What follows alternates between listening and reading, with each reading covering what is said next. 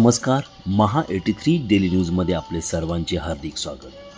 कोकणातील रायगड विभागातील शांत परिसरात वसलेले प्राचीन मंदिरे या प्रदेशाच्या समृद्ध सांस्कृतिक कलाकृतीचे कलांतीत साक्षीदार आहेत. उल्लेख केलेल्या प्रत्येक मंदिरात भक्ती आणि स्थापत्य चमत्कारांचा कथा प्रतिध्वनित आहेत, जे प्राचीन काळात आध्यात्मिक वारशाची झलक देतात.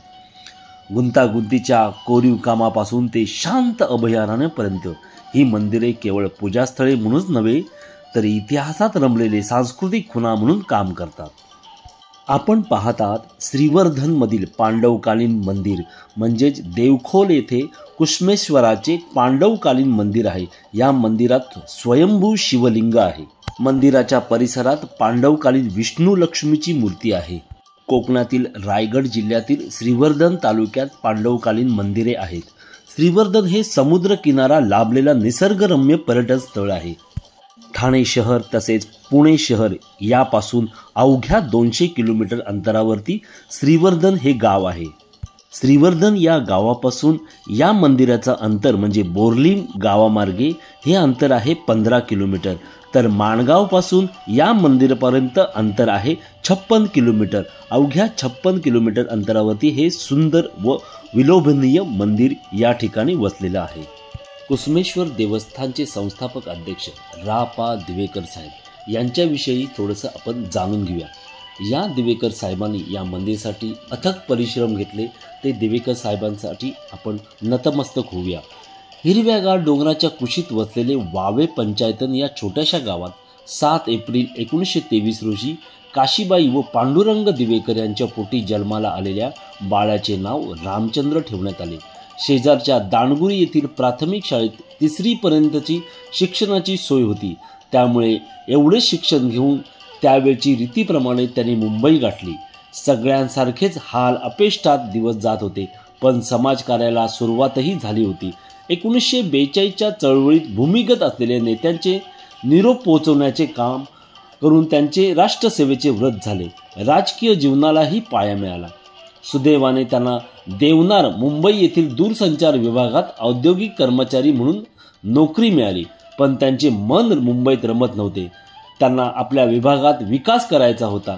त्यावेळी 1970 साली त्यावेळचे आमदार माननीय अंतुले साहेब यांच्या सल्ल्याप्रमाणे मुंबई सोडून वावे पंचायतन व त्यांच्या मूळ गावी राहण्यास आले. त्यापूर्वी संयुक्त महाराष्ट्राच्या चळवळीत त्यांनी पुढाकार घेऊन या परिसरातील लोकांना घेऊन सत्याग्रह केला होता. त्यामुळे त्यांना व इतर सत्याग्रहांनाही तुरुंगवास भोगावा लागला होता. लहान सहान बांधकामे करून चरितार्थ चालवायचा, पण समाजसेवा हा मुख्य मुद्दा त्यांनी डोळ्यासमोर ठेवला. त्यांनी यादव गवळी समाजाची संघटना उभी करून समाजाचा विकास करण्याचा प्रयत्न केला, पण ते जातीच्या वर्तुळात राहणारे नव्हते.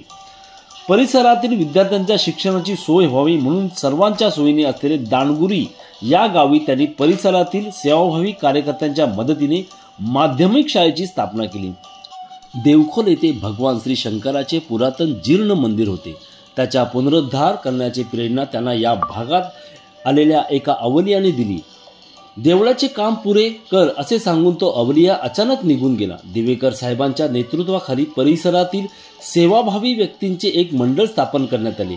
त्या मंडळाचे नाव श्री कुसुमेश्वर सेवा मंडळ असे देवखोल असे ठेवण्यात आले व ते मंडळ रजिस्टर करण्यात आले. एकदा देवळाच्या बांधकामाबाबत चर्चा चालू असताना डोंबिवली येथील श्री श्रीनिवास कर्वे देवळात आले होते. त्यांनी देऊळ बांधण्याविषयी एक भव्य कल्पना मांडली व ती साकार करण्यासाठी सर्वतोपरी मदत करण्याचे आश्वासन दिले. दिवेकर साहेबांच्या पायाला भिंगरी लागली. देणग्या जमा करण्यासाठी ते फिरू लागले.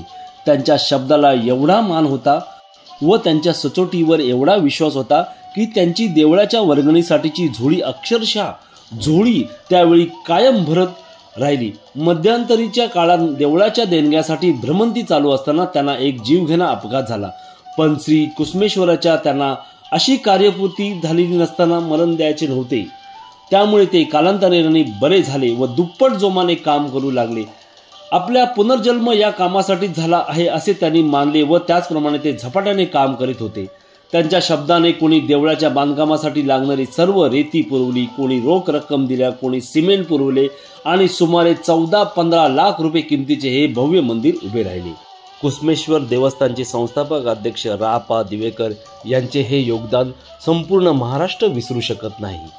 पण सर्वांनी एकदा तरी या पांडवकालीन शिवकालीन मंदिरास भेट द्यावी हीच इच्छा.